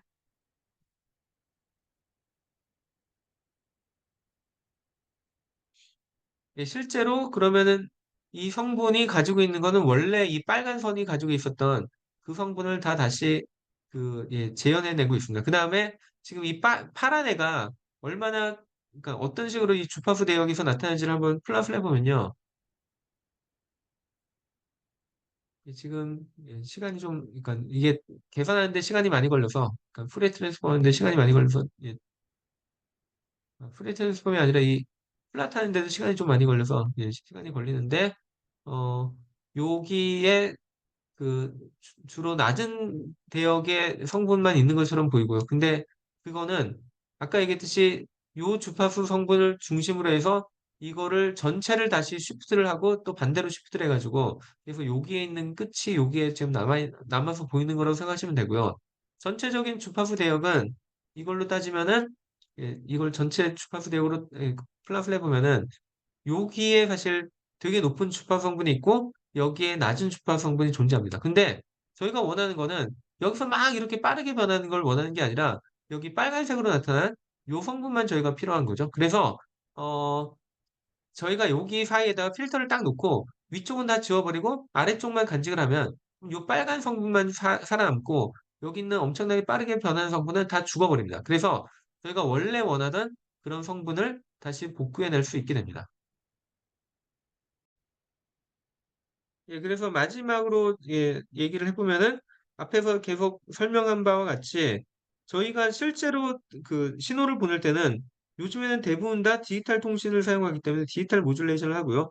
그래서 저희가 보내고 싶은 뭐 여기는 0, 여기는 1, 1, 0, 0, 1, 0, 0, 0, 0, 뭐 1, 1, 1, 1, 뭐 1인가? 뭐, 예, 그 정도 되겠죠. 예, 뭐 두 번, 1이 한 두 번 정도 되겠네요.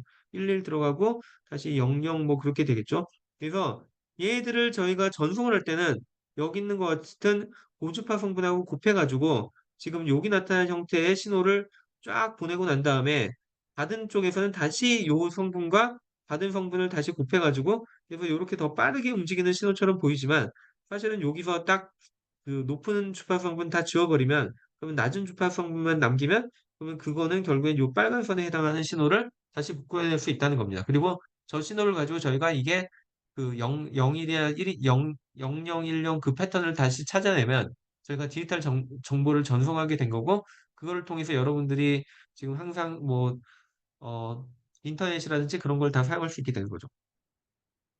예, 그래서 뭐 여러분들 뭐 이런 무선 그러니까 디지털로 된 무선 채널을 종류는 무수히 많긴 한데 그래도 여러분들이 제일 많이 사용하는 게 와이파이니까 와이파이의 경우에 이런 게 어떻게 정의되는지 그냥 잠깐 살펴보면은 여러분들이 보통 와이파이도 선택할 때 뭐 2.4기가냐 아니면 5GHz냐 뭐 그거를 많이 선택을 하는데 예를 들면 2.4기가 같은 경우에도 그 안에 채널들이 여러 개가 쫙 있고요.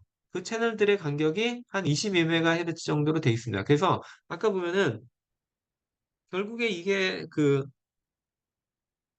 이 채널 간격이 결국엔 얘네들이 얼만큼 겹쳐도 되냐? 예, 그 얘기를 하는 거긴 하기 때문에 그래서 원칙적으로는 지금 그, 요 작은 채널 안에도 그, 예, 그러니까 뭐 예를 들면 채널 간격이 22메가면 원칙적으로는 요 그림만 보면은 한 번에 0 또는 1만 보낼 수 있다면은 그러면은 한 22메가 헤르츠 정도의 그 정도의 신호를 보낼 수 있겠지만 사실은 여기에 모듈레이션 할 수 있는 추가적인 어떤 그 자유도가 되게 많거든요. 그래서 그런 것들을 다 활용하면은 훨씬 더 많은 데이터를 지금 전송할 수 있다는 겁니다. 네, 그래서 오늘 강의는 좀 길긴 한고 아마 수학적으로 좀 어려운 부분들이 많아서 다 이해는 못할 거라고 생각하지만 예, 그래도 앞으로 저희가 수업하는 내용들에서 계속 이런 주파수 개념들이 나올 텐데 그때 나오는 주파수 개념들이 어떤 건지 예, 조금 더 예, 감을 가질 수 있기를 바랍니다.